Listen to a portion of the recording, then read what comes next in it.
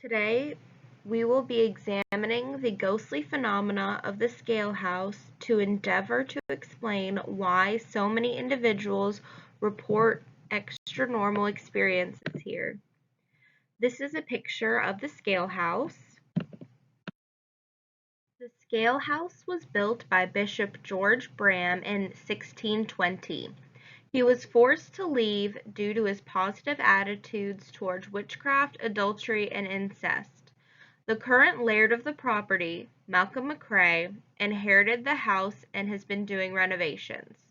When replacing the floorboards in the southern wing, he found over 15 human skeletons. Radiocarbon dating indicated that the bones were Pictish. The Pictish were Celtic people that lived during the last British Iron Age and early medieval period. Because the bones had been there for so long, they were returned under the floorboards and remain there today. Visitors have reported several exceptional experiences. One ghost is claimed to be a man named Ubby, who tried to build a mini island in Skaill. Ubby died while trying to roll stones to build up the island. People attribute the sound of footsteps and strange animal behaviors, such as dogs scratching, whining, and barking at nothing, to Ubby. There are several other exceptional experiences and apparitions that have been reported.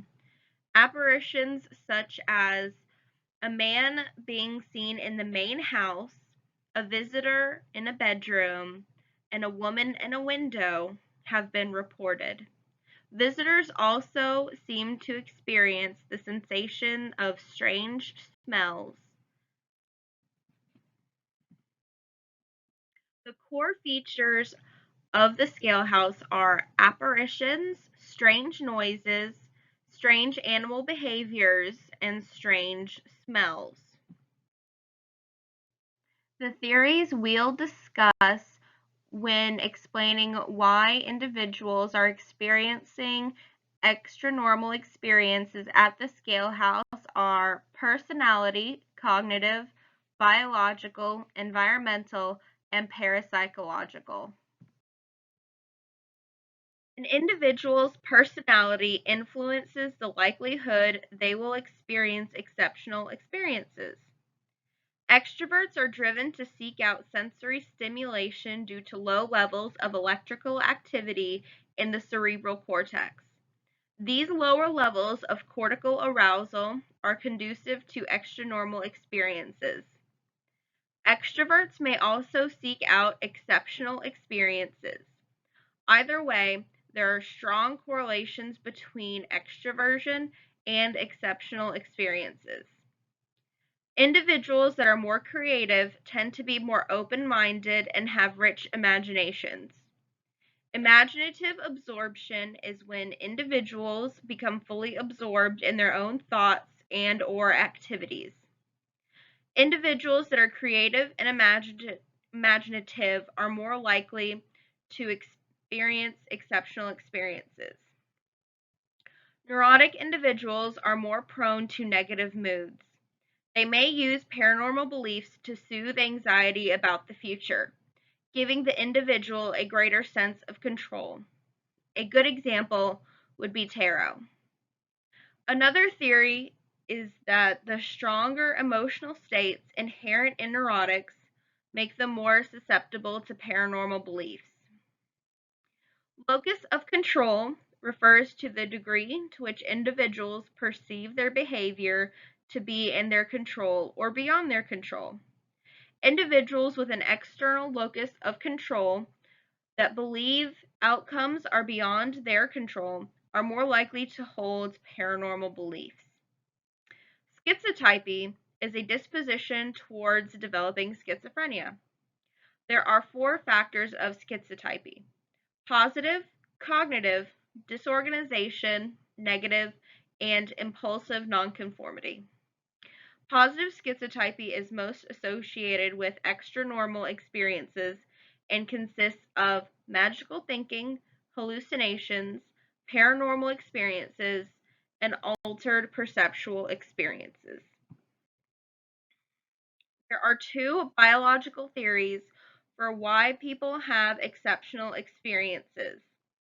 The first is temporal lobe lability, which is a continuum of electrical activity within the temporal lobe structures such as the primary auditory cortex, secondary auditory cortex, visual cortex, limbic cortex, and amygdala. These structures are involved in stimulus recognition, the categorization of stimuli, long-term memory, short-term memory, emotion, and movement control. Temporal lobe lability can lead an individual to misattribute events as being paranormal or attach odd beliefs and experiences to emotional significance. The second theory is hemispheric dominance. Individuals with hemispheric dominance have increased activity in the right hemisphere and more interconnectivity between the hemispheres. The right hemisphere makes loose associations that make people more prone to apophenia, seeing patterns where none exist. The cognitive theory posits that individuals with pre-existing beliefs in the paranormal are more likely to experience exceptional experiences in a way similar to priming. Environmental phenomena can interact with our brains to increase an individual's likelihood of having exceptional experiences. Areas with unusual electromagnetic activity, such as areas under tectonic strain, increased geomagnetic activity, and areas prone to thunderstorms increase the likelihood of exceptional experiences. Geomagnetism can interact with the brain's production of melatonin, the sleep hormone. This can make an individual that is sensitized to the change in their sleep-wake cycle become more prone to seeing apparitions. Lighting effects can influence the perception of a ghost in a supposed haunted location. An example would be lightning playing with the shadows to make an individual see a figure that isn't there. Infrasound is a low-frequency sound around 19 Hz that is associated with anomalous experiences.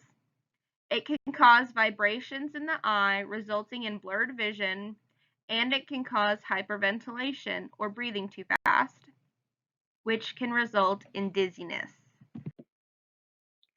There are 4 parapsychological theories used to explain apparitions: the ghost hypothesis, perceptual hypothesis, telepathic hypothesis, and psychokinetic hypothesis. The ghost hypothesis is the idea that ghosts are real, independent entities. The perceptual hypothesis is the idea that individuals perceive phenomena due to an interaction between the environment and neural functioning. The telepathic hypothesis is the idea that apparitions result from intense telepathic connection with another which is perceived outside the body. The psychokinetic hypothesis is the idea that intense subjective experiences sometimes intrude on the physical world.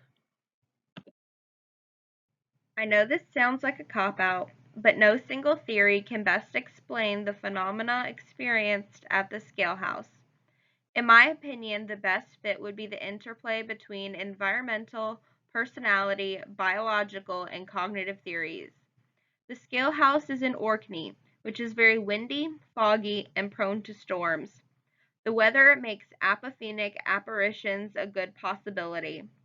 The visibility of the aurora borealis is also a factor to take into account when thinking of geomagnetic and local electromagnetic activity.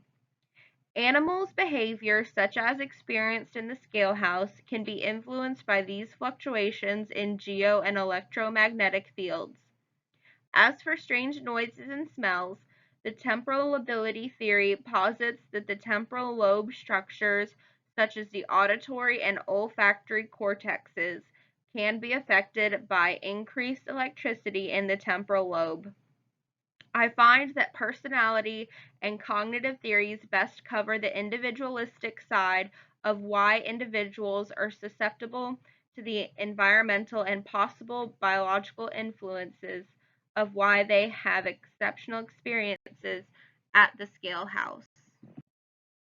This is my works cited page, and I got my slides from SlideGo. Thank you for listening.